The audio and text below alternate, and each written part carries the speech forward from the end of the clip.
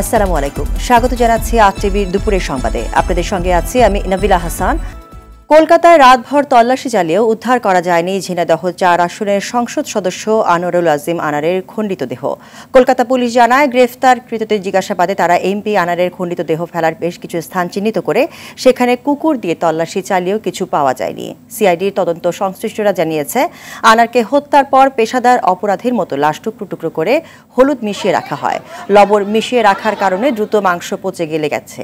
এদিকে আনার হত্যার ঘটনায় গ্রেফতার জিহাদকে উত্তর ২৪ পরগনা জেলার বারাসাত জেলা ও দায়রা আদালতে পাঠানো হবে আজ। তদন্তকারী সংস্থা সিআইডির তরফে পুলিশ রিমান্ডের আবেদন জানিয়ে নিজেদের হেফাজতে নিয়ে তার বক্তব্য যাচাই করবে এবং তাকে সঙ্গে নিয়ে খুন হওয়া সংসদ সদস্যের শরীরে খণ্ডিত অংশ উদ্ধারের চেষ্টা চালাবে।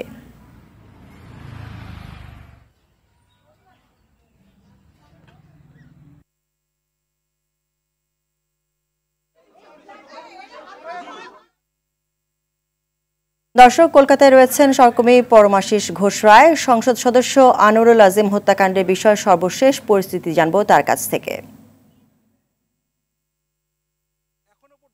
আপডেট সেটা হচ্ছে, গতকাল যে অ্যাপ চালক জুবেরকে গ্রেপ্তার করা হয়েছিল, আটক করা হয়েছিল জিজ্ঞাসাবাদের জন্য, সেই তার যে দেহ টুকরো টুকরো করে যে জায়গায় নিয়ে ফেলা হয়েছে, সেখানে গত মধ্যরাতেই কিন্তু কাশীপুর থানার ভাঙড়ের কৃষ্ণ সাহেরে তারা সেখানে পৌঁছে যায়।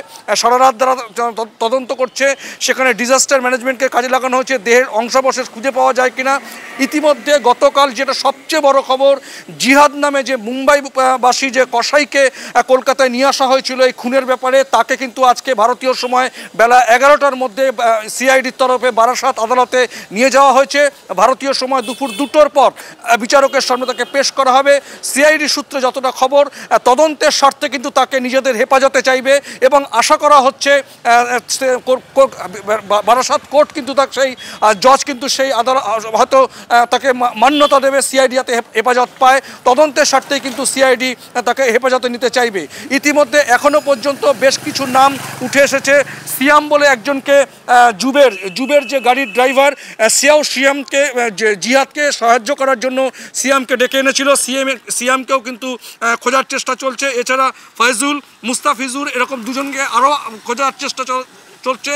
ইতিমধ্যে এখনও পর্যন্ত কলকাতায় কিন্তু ৪ জন গ্রেপ্তার হয়েছে এবং এই খুনের মামলায় যেটা বড় খবর, সেটা হচ্ছে সেলেস্তি রহমান বলে একজন মহিলা, সে ছিল ভিডিও ফুটেজে, সিসিটিভি ফুটেজে তাকে দেখা গেছে। সে কিন্তু ইতিমধ্যেই আখতারুজ্জামান, এই খুনের মামলার যে মূল মাস্টার মাইন্ড, যিনি ইতিমধ্যেই পলাতক, যিনি মার্কিন প্রবাসী নাকি জানা যাচ্ছে, তার সঙ্গে কিন্তু সে নেপাল হয়ে অন্য দেশে চলে গেছে বলে এটাই কিন্তু খবর। কিন্তু সিআইডি কিন্তু এই তদন্ত জারি রাখছে, তাকেও খুঁজে বার করে ফেলার চেষ্টা করা হবে। কলকাতা থেকে জানাচ্ছিলেন পরমাশিস ঘোষ রায়। এদিকে বাবার হত্যাকারীদের সর্বোচ্চ শাস্তির দাবি জানিয়েছেন ঝিনাইদহ ৪ আসনের সংসদ সদস্য আনোয়ারুল আজিম আনারের মেয়ে মুনতারিন ফেরদৌস ডরিন। সকালে ঝিনাইদহ শহরের বাসভবনে উপস্থিত গণমাধ্যম কর্মীদের কাছে তিনি এ দাবি জানান। এই সময় খুনিদের সর্বোচ্চ শাস্তির আওতায় আনতে প্রধানমন্ত্রীর দৃষ্টি আকর্ষণ করেন তিনি। এছাড়াও তার বাবা নিখোঁজের পর থেকে সরকারের সব সংস্থা প্রশাসন তাকে সহযোগিতা করেছে বলেও জানায়। এর আগে বৃহস্পতিবার রাতে ঢাকা থেকে নিজ বাড়িতে আসেন মুনতারিন ফেরদৌস ডরিন। কালীগঞ্জ উপজেলা আওয়ামী লীগের সাধারণ সম্পাদক আইয়ুব হোসেন, সাবেক সভাপতি, উপজেলা চেয়ারম্যান জাহাঙ্গীর সিদ্দিক সহ অন্যান্য নেতাকর্মীরা এ সময় উপস্থিত ছিলেন।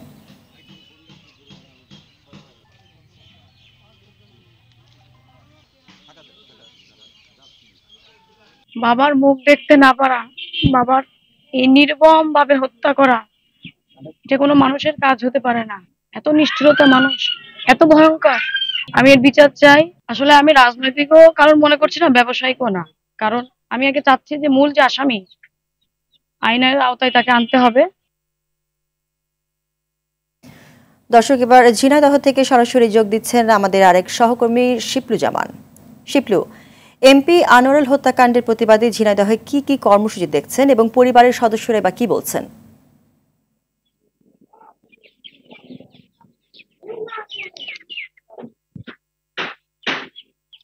আসলে সকাল থেকে কিন্তু আমরা এই ঝিনাইদহ ৪ আসনের সংসদ সদস্য আনোয়ারুল আজিম আনারের বাসভবনের সামনে অবস্থান করছি।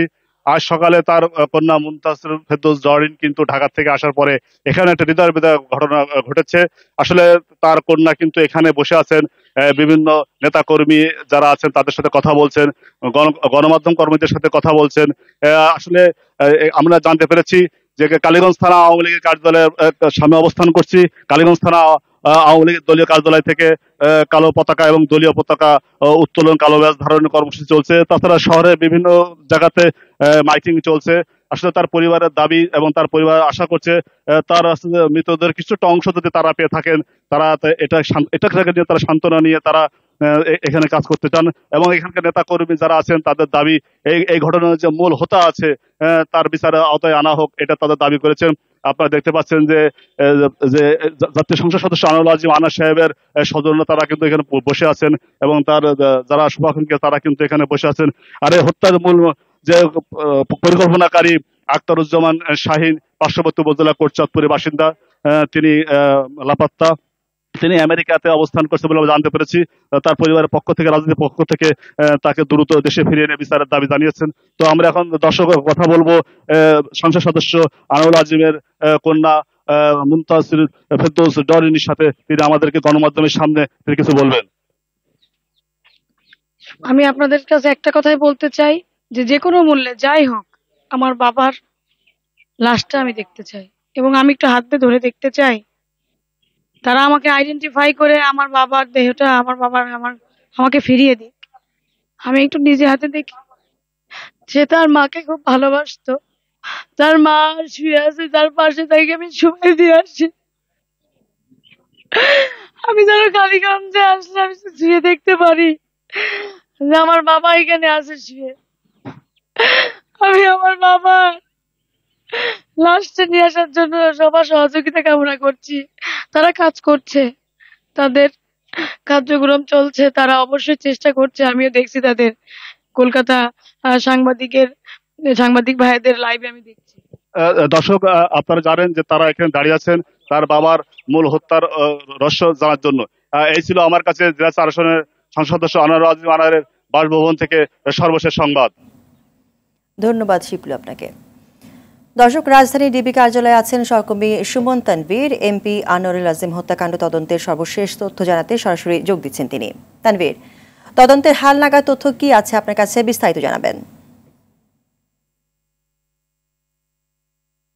আসলে আজকে ডিবি কার্যালয় থেকে যে আসামিদের আসলে সন্দেহভাজন আসামিদের আসলে ধরা হয়েছিল তাদেরকে কোর্টে নিয়ে যাওয়া হবে প্রায় 4 দিন পর। 4 দিন ডিবি হেফাজতে থাকা অবস্থায় যে বর্ণনাগুলো আসলে উঠে এসেছে সে বর্ণনা কিন্তু আসলে বলার অপেক্ষা রাখে না যে আসলে যে কোনো হলিউড, বলিউড কিংবা যে কোনো থ্রিলার মুভিকে কিন্তু আসলে হার মানিয়েছে। যে গতকাল যখন ডিবি প্রধান হারুনুর রশিদ আসলে জানাচ্ছিলেন এই হত্যাকাণ্ডের আসলে আদ্যপান্ত যে কিভাবে হত্যা করা হয়েছে, আপনি জানেন যে গতকাল কলকাতায় একজনকে গ্রেপ্তার করা হয়েছে, শাহিন নামে একজনকে।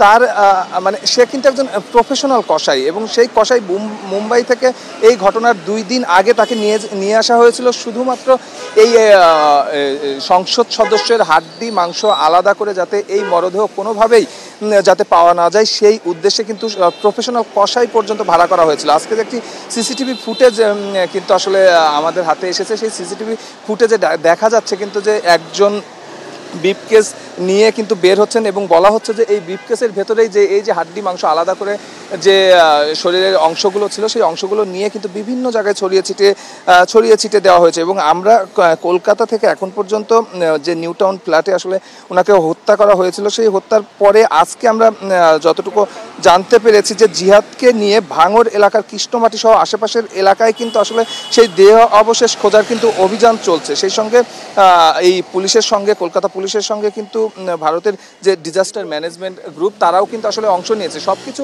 মিলে কিন্তু যেটি এখন পর্যন্ত বলা যাচ্ছে যে হত্যা কিভাবে হয়েছে, কোথায় হয়েছে সব কিছু কিন্তু পরিষ্কার। এবং যারা এখানে আছেন, যে 3 জন আসামি আছেন, আপনি জানেন যে কমিউনিস্ট নেতা আমানুল্লাহ আমান, সে কিন্তু একজন মোস্ট ওয়ান্টেড একজন লোক যশোর এলাকায়। সে সহজ শিয়াস্তি যিনি আছেন তাকেই কিন্তু বলা হচ্ছে যে হানি ট্যাপ হিসাবে ব্যবহার করা হয়েছে। হয়েছে, অর্থাৎ এই যে 3 জন আসামি আছেন তাদেরকে কিছুক্ষণের ভিতরে কিন্তু কোর্টে নেওয়া হবে এবং কোর্টে নেওয়ার পরে আমাদেরকে ডিবি অফিস থেকে যেটি জানানো হয়েছে যে তাদেরকে 10 দিনের রিমান্ড চাওয়া হবে এবং এই 10 দিনের রিমান্ড চাওয়ার পরে এই হত্যাকাণ্ডের সঙ্গে আসলে মাস্টার মাইন্ড আরও কেউ জড়িত আছে কিনা। এরই মধ্যে কিন্তু তারা বলেছে যে আনারের যিনি আসলে একদম বাল্যবেলার বন্ধু, ব্যবসায়িক পার্টনারও ছিলেন বিভিন্ন সময়, সেই ব্যবসায়িক পার্টনার যিনি যুক্তরাষ্ট্র প্রবাসী সেই আক্তারুজ্জামান, তাকেই কিন্তু বলা হচ্ছে যে সেই আসলে মাস্টার মাইন্ড হিসাবে কাজ করেছেন। তবে এর পেছনে আরও কারা কাজ করছে সেজন্য কিন্তু এখানকার ডিবির কর্মকর্তা যারা আছেন তারা কাজ করছেন, কলকাতায় যারা আছেন তারা কাজ করছেন। সব কিছু মিলে এখন মূল চ্যালেঞ্জের যে জায়গাটি আছে যে তার দেহাবশেষ আসলে কোথায় আছে এবং তার খণ্ডিত মরদেহগুলো একসঙ্গে করে, আপনি জানেন যে এখন পর্যন্ত এই মরদেহের সন্ধান কিন্তু আসলে করা যায়নি এবং মরদেহ সন্ধানের পর আসলে লাশ বাংলাদেশে পাঠানো হবে, সেই বিষয়গুলো নিয়েই কিন্তু এখন পর্যন্ত আসলে দোটানার ভেতরে আছেন গোয়েন্দা কর্মকর্তারা। সেই বিষয়টি আসলে তারা পরিষ্কার হচ্ছেন। বাকি সব বিষয় কিন্তু আসলে কালকের থেকে এখন পর্যন্ত যে বর্ণনা এসেছে সব কিছুই মোটামুটি পরিষ্কার। তো কিছুক্ষণের ভেতরে আসলে আসামিদের বের করা হবে এবং কোর্টে নিয়ে যাওয়া হবে এবং আমাদের কাছে যতটুকু তথ্য আছে যে ডিবি প্রধান হারুনুর রশিদ বিকালে এ বিষয়ে বিস্তারিত আমাদের জানাবেন, তখন আপনার সঙ্গে যুক্ত হয়ে দর্শকদের আমরা আরও বিস্তারিত হয়তো জানাতে পারবো। ধন্যবাদ আপনাকে।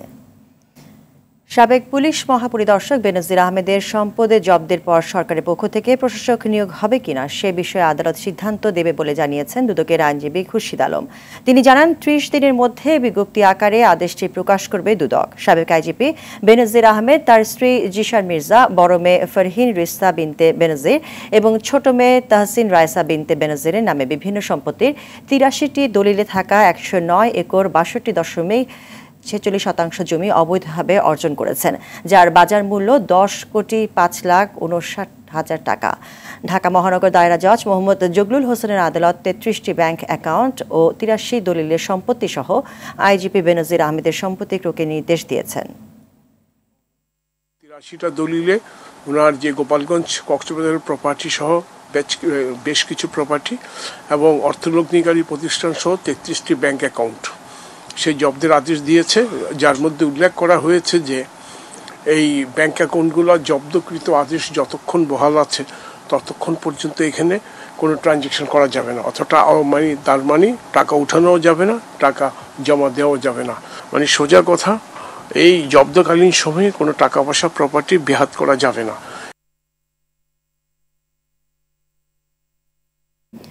অপরাধী যেই হোক, প্রমাণ হলে সরকারের পক্ষ থেকে কোনো ছাড় নেই বলে জানিয়েছেন আওয়ামী লীগ সাধারণ সম্পাদক ও সেতুমন্ত্রী ওবায়দুল কাদের। সকালে রাজধানী বঙ্গবন্ধু এভিনিউতে দলীয় কার্যালয়ের সাবেক আইজিপি বেনজির আহমেদের দুর্নীতি প্রসঙ্গে একথা জানান তিনি। ওবায়দুল কাদের বলেন, শেখ হাসিনা সরকার কোনো অপরাধীকে ছাড় দেয় না, দেশের বিচার বিভাগ দুদক স্বাধীন। এদিকে অন্য দেশের তুলনায় এবারে উপজেলা নির্বাচনে ভোটার উপস্থিতি সন্তোষজনক বলে জানান আওয়ামী লীগ সাধারণ সম্পাদক।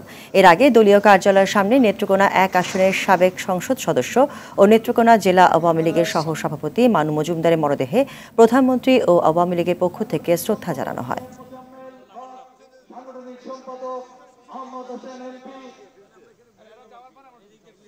অপরাধ করে কেউ পার পাবে না, বিচার বিভাগ স্বাধীন, দুদক স্বাধীন। সেখানে যদি অপরাধী হিসাবে সাব্যস্ত হয় কেউ, আমরা তাকে প্রোটেকশন দিতে যাব না। তিনি সাবেক আইজিপি হন আর সাবেক সেনাপ্রধান। আমাদের দেশের প্রচলিত আইনে অন্যায় যে করবে তাকে শাস্তির কাছে সমর্পণ করা। কমলনাথ সিংদের পদত্যাগ করে বিরোধী দলের সঙ্গে আলাপ আলোচনার মাধ্যমে নির্দলীয় নিরপেক্ষ সরকারের অধীনে নির্বাচন দেওয়ার দাবি জানিয়েছেন বিএনপির ভাইস চেয়ারম্যান শামসুজ্জামান। দুপুরে জাতীয় প্রেস ক্লাবের সামনে বেগম খালেদা জিয়া ও তারেক রহমান সহ দলের নেতাকর্মীদের বিরুদ্ধে দায়ের করা মামলা প্রত্যাহার সহ আটকদের মুক্তির দাবিতে গণতন্ত্র ফোরাম আয়োজিত অবস্থান কর্মসূচিতে তিনি এসব কথা বলেন। দেশ রক্ষার আন্দোলনে সবাইকে ঐক্যবদ্ধভাবে রাজপথে নেমে আসার আহ্বানও জানান তিনি।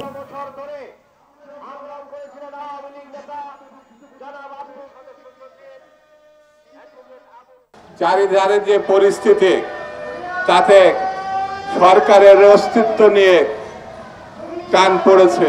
পদত্যাগ করে বিরোধী দলের সঙ্গে আলোচনা করে একটি সুস্থ নির্বাচনের মাধ্যমে জনগণের ক্ষমতা জনগণের হাতে ফিরিয়ে দেন। প্রতিনিয়ত বাড়ছে সবজি, মশলা, মাছ, মাংস ও ডিম সহ নিত্যপণ্যের দাম। এই অবস্থায় আমিষের চাহিদা মেটাতে হিমশিম খাচ্ছে সাধারণ মানুষ। দাম বেড়েছে ব্রয়লার সহ সব মুরগির দাম। সপ্তাহের ব্যবধানে আদা ও রসুনের কেজিতে বেড়েছে 20 থেকে 30 টাকা। আর কাঁচা মরিচের দাম গত সপ্তাহের চেয়ে দ্বিগুণ বেড়ে বিক্রি হচ্ছে 200 টাকা কেজিতে। বাজারে তদারকি ব্যবস্থা জোরদার না থাকায় বাজারে অস্থিরতা তৈরি করছে বলে মত ভোক্তাদের। দীপ্তচন্দ্র পালের রিপোর্টে বিস্তারিত। নানা অজুহাতে বেড়েই চলছে নিত্যপণ্যের দাম। দিন দিন সবই যেন চলে যাচ্ছে সাধারণের নাগালের বাইরে। প্রায় সব সবজি বিক্রি হচ্ছে বাড়তি দামে। মরিচের কেজি গেল সপ্তাহ থেকে বিক্রি হচ্ছে 200 টাকায়। সপ্তাহের ব্যবধানে আদা ও রসুনের কেজিতে বেড়েছে 20 থেকে 30 টাকা। সবজির বাজার বর্তমানে আগের মতো না, একটু দাম বাড়তেছে কাঁচা মরিচের, এখন আদা রসুনের দাম একটু বাড়তেছে। ঈদের সামনে ঈদ তো, এ কারণে দাম বেশি। আর ওনারা বলতেছে মাল কম, কারণ আমদানি হয় কম, তো তাই এরকম মানে একটু দাম হয় বেশি।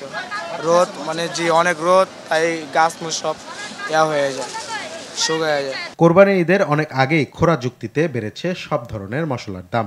চড়া দামে বিক্রি হচ্ছে গরুর মাংস। সামনে কুরবানি না, প্রতিটা গরুতে 10-12 হাজার টাকা করে। ষাঁড় গরু কিনতে গেলে 10-12 হাজার 15 হাজার টাকা বেশিটা কিনতে হয়, কিনেও দেই লস। বাড়ছে মশলা, এলাচির দাম বাড়ছে, জিরার দাম বাড়ছে, লং গোলমরিচ, এগুলো সামনে কোরবানি, এগুলো চাহিদা বাড়তেছে, দামও বাড়তেছে।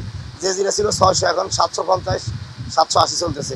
যে এলাচ ছিল 2200, এখন 3300, 3500 চলতেছে। বাড়তি দাম অব্যাহত আছে ব্রয়লার সহ সব জাতের মুরগিতে। ব্রয়লারে তো বাড়তেছে ডিমের কারণে, ডিমের দাম কম। ডিম আপনার একটা বাচ্চা যখন আমরা পালি তখন আসলে 22 টাকা 23 টাকা, এখন একটা বাচ্চার দাম 95 টাকা, 95-100 টাকা। আর পাকিস্তানি ককের বাচ্চা হলো 140-50 টাকা। দ্রব্যমূল্যের এমন অবস্থায় পকেটের হিসাব মেলাতে হিমশিম অবস্থা ভোক্তাদের। 1000 টাকায় যে বাজার হবে এটা আর বলা যাবে না।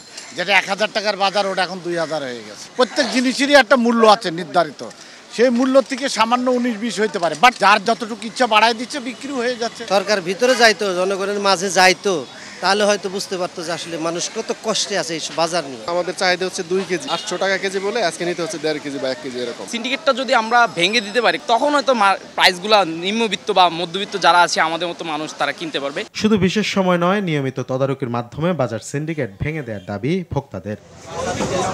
দীপ্তচন্দ্র পাল, RTV, ঢাকা। ইটভাটার কালো ধোঁয়ায় চরম হুমকির মুখে দেশের পরিবেশ ও প্রকৃতি। বিষয়ে উঠছে জীবনযাত্রা ও স্বাভাবিক বসবাস। ভাটা পরিচালনায় পরিবেশ বান্ধব নানা কর্মপন্থার কথা বলা হলেও বাস্তবে নেই কিছুই। বরং দিন দিন ফসলি জমি দখল করে গড়ে উঠছে অবৈধ ইটভাটা, যেখানে পরিবেশ দূষণের পাশাপাশি শিশু শ্রমের ব্যবহারও হচ্ছে বলে জানায় পরিবেশবিদরা। ইটভাটা নিয়ে বিশেষ প্রতিনিধি সৈয়দা মুনিরা ইসলামের ধারাবাহিকের প্রথম পর্ব আজ। চারিদিকে যতদূর চোখ যায় দেখা মিলবে কাঁচা ইটের সারি, যা ভাটায় পুড়িয়ে ব্যবহৃত হবে অবকাঠামো নির্মাণে।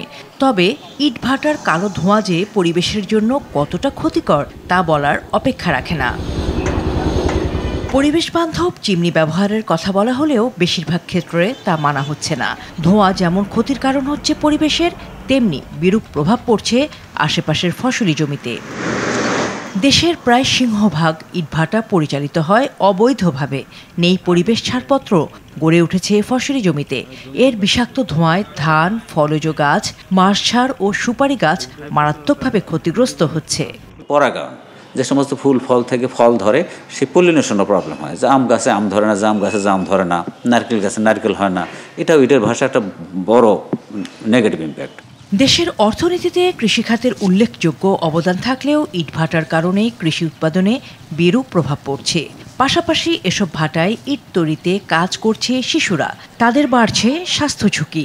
শরীর লোকের ব্যথা, মনে করেন মাজার সমস্যা আছে, কারো প্রথমত এসে দেখা গেল গা গত্র ব্যথা হয়, কেউ ঘুমের সমস্যা চলে যায়, বুকের ব্যথা করে, এই শ্বাসকষ্ট হয়। আমার বাড়িওয়ালার আর কি শ্বাসকষ্ট, গায়ে জ্বর আসে, আলিশি হয়, নাকে ঢোকে, চোখে ঢোকে, তারপর সময় সময় ছুটকু চোখে যে বাড়ি খায়, হাতে এটাতে সব বাড়ি খায়। ভারী ধাতব পদার্থ থাকে, এগুলো আমাদের ফুসফুসের মধ্য দিয়ে রক্তে মিশে গিয়ে লিভার, কিডনি এগুলোকে অকার্যকর করে এবং ধীরে ধীরে একটা সময় আসে আমরা দেখি কিডনি ফেইলিউর, লিভার ফেইলিউরের মতো অসুখ হচ্ছে।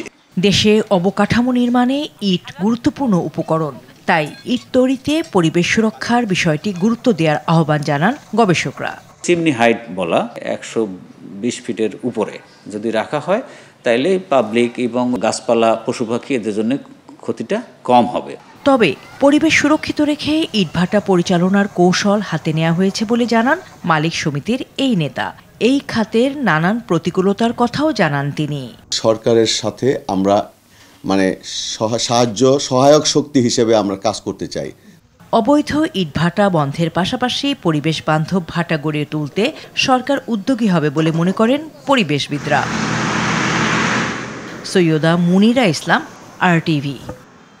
দেশের অর্থনীতিতে কুটির, ক্ষুদ্র ও মাঝারি শিল্পের ভূমিকা দিন দিন বাড়ছে। 2024-25 অর্থ বছরের বাজেটে গ্রামীণ পর্যায়ে কাঁচামাল ও পণ্য বিপণন সুরক্ষায় আলাদা বরাদ্দ চায় উদ্যোক্তারা।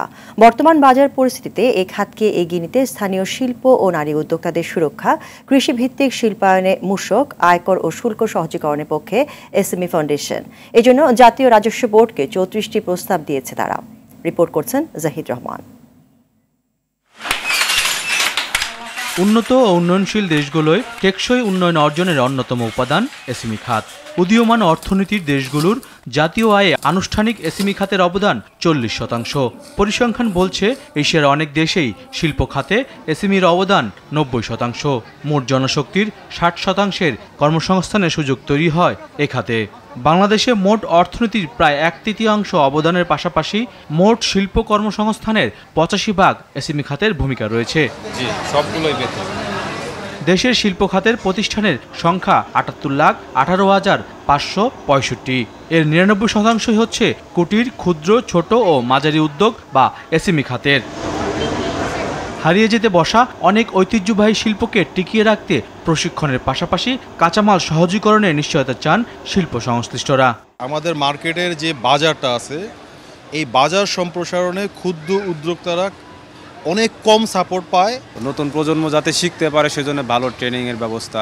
1 লাখ টাকা কিংবা 50,000 টাকা মিনিমাম হাতে পায় যে কাপড় সুতা এটুকু কিনে একটু কাজটা শুরু করতে পারবে। বাইরের বায়ারদের কাছে তুলে ধরতে পারতাম, সেক্ষেত্রে আমাদের কিছু হলেও যে বাইরে আমাদের এই পণ্যগুলো যেত আর কি। 2011-12 থেকে 2023-24 অর্থ বছর পর্যন্ত NBR ও সংশ্লিষ্ট সংস্থার কাছে SME ফাউন্ডেশন 523টি প্রস্তাবনা দিলেও মাত্র 79টি জাতীয় বাজেটে প্রতিফলিত হয়।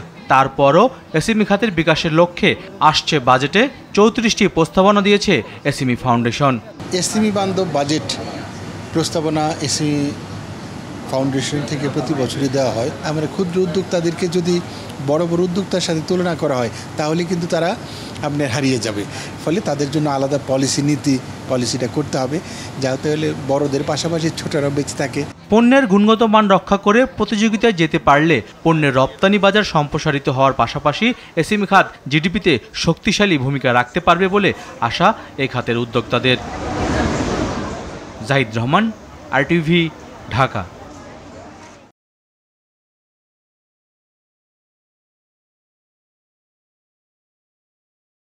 আমরা পরিবহন খাতে শুল্কমুক্ত গাড়ি আমদানি এবং বিশেষ করে টায়ার এবং মোবিলটা চাই।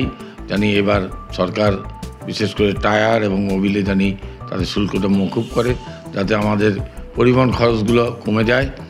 আর গাড়ি আমদানির ব্যাপারেও, বাস ট্রাক আমদানির ব্যাপারেও আমরা চাই যে শুল্ক কমানোর জন্য। সার্বিক উন্নয়নে আমাদের দেশের যারা অগ্রণী ভূমিকা পালন করে তারা হলো আমাদের কৃষক। এই কৃষকদের ভর্তুকি প্রদান করে তাদেরকে ফসলের উৎপাদনের সহায়তা করার ক্ষেত্রে দেশে বাজেটে যে অগ্রাধিকার দেওয়া উচিত। তাহলে আমাদের কৃষক বাঁচলে দেশ বাঁচবে, দেশ বাঁচলে কৃষক আমাদের খাদ্য স্বয়ংসম্পূর্ণ হবে, আমাদেরকে বিদেশ থেকে খাদ্য আমদানি করতে হবে না। যে দ্রব্যমূল্যের ভারে আমরা জর্জরিত, সেই দ্রব্যমূল্য যেন সহনীয় পর্যায়ে থাকে, এটি যেন বাজেটের মূল উদ্দেশ্য হয়।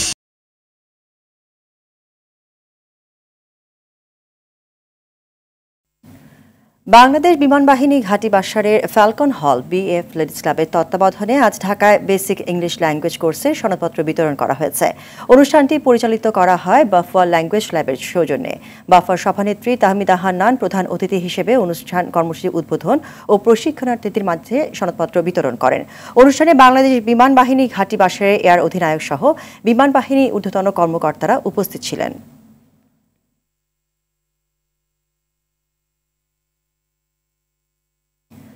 কক্সবাজারের উখিয়া রোহিঙ্গা ক্যাম্পে আগুনে পুড়ে গেছে প্রায় 250 ঘর। এই সময় আহত হন কমপক্ষে 10 জন। সকাল 11টার দিকে বালুখালীর 13 নম্বর ক্যাম্পের কাঁঠালতলা এলাকায় আগুনের এই ঘটনা ঘটে। খবর পেয়ে এমবিপিএন এর সহযোগিতায় ফায়ার সার্ভিসের 3টি ইউনিট এসে 1.5 ঘন্টার চেষ্টায় আগুন নিয়ন্ত্রণে আনে। তবে এরই মধ্যে পুড়ে গেছে ক্যাম্পের বহু ঘর। আগুন লাগার কারণ এখনো জানা যায়নি। দুপুরের সংবাদ এ পর্যন্তই। সর্বশেষ সংবাদ জানতে যে কোনো মোবাইল থেকে 24141 নম্বরে ডায়াল করুন। জেলার সংবাদ বিকেল 4:05টায় দেখার আমন্ত্রণ রইল। ধন্যবাদ সবাইকে।